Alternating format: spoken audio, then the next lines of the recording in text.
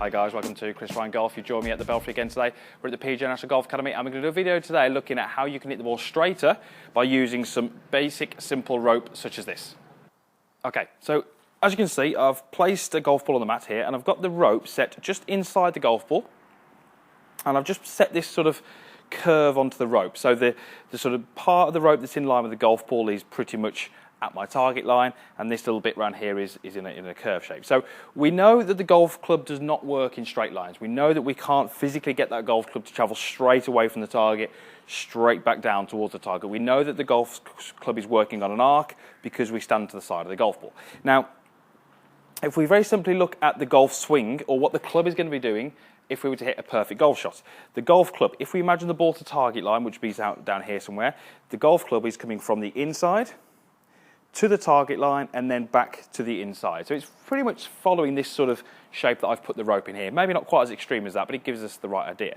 Now, if you're struggling with curve on your golf ball, so they're curving too much to the right or curving too much to the left, or even if they're ending up straight but they've got too much curve in the flight, the chances are you're going to have issues with the path of your golf club. The path is very simply the direction that the golf club is travelling as we make contact with the ball. We can only really have three path options. We can have the path which is at the target, to the right, or to the left. We can have varying extremes of those, but we really only got three options. So where we position our golf ball relative to the rope can really help us sort of work on our path. So, for example, let's say you're the kind of golfer who struggles with balls which move too much to the right in the air. So for a right-handed golfer, it's a left-to-right ball flight, commonly known as a fade or maybe a slice, depending on where it's going to finish. So that would give us the indication that your path, so the movement of your club, is too much to the left of target. The club is moving somewhat out to the left-hand side of your intended target, whether that be the flag or the fairway. So if we position the golf ball towards the sort of back of the rope here, so I'm just going to move that ball over there, okay? The rope is suggesting now that I'm going to move my club on a path which is more to the right of target. So that's going to help visually that golfer whose club moves to the left. So by setting up here and hitting some shots from this point, I would start to try and get my golf club to try and follow the movements of this rope. So it's still working on an arc. It's still working sort of to the left post-impact, but by the time I hit the golf ball, I'm hopefully going to get the club a little bit more feeling like it's moving more to the right of the target. So for a left to right ball flight, moving the ball to the right side of this rope is going to help you get the right feels, and it's going to give you a visual aid. We're not changing the sort of swing with any technical movements, any thought. It's just this visual aid on the ground which is going to help you create some hopefully better things happening in your golf swing. So for the golfer such as me, who hits maybe a little bit too much right to left shape, so I tend to struggle with overdraws and hook shots, then I would tend to push my ball more towards the front of the rope.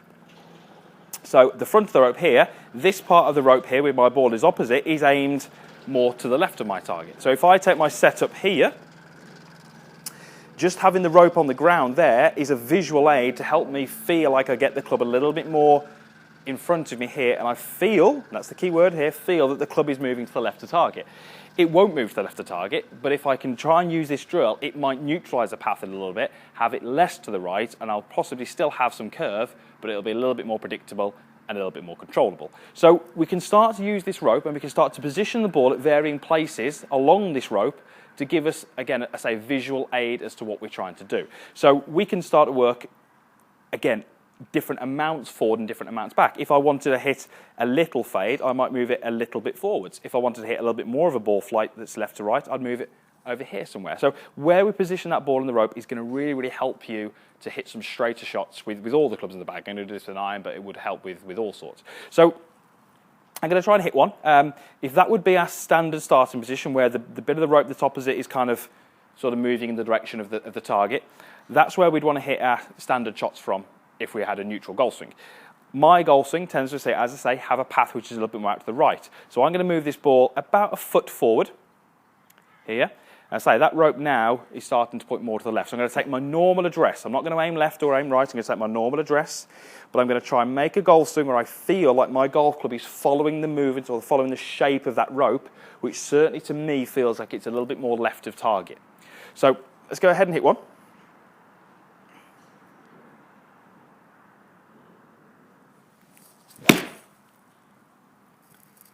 okay?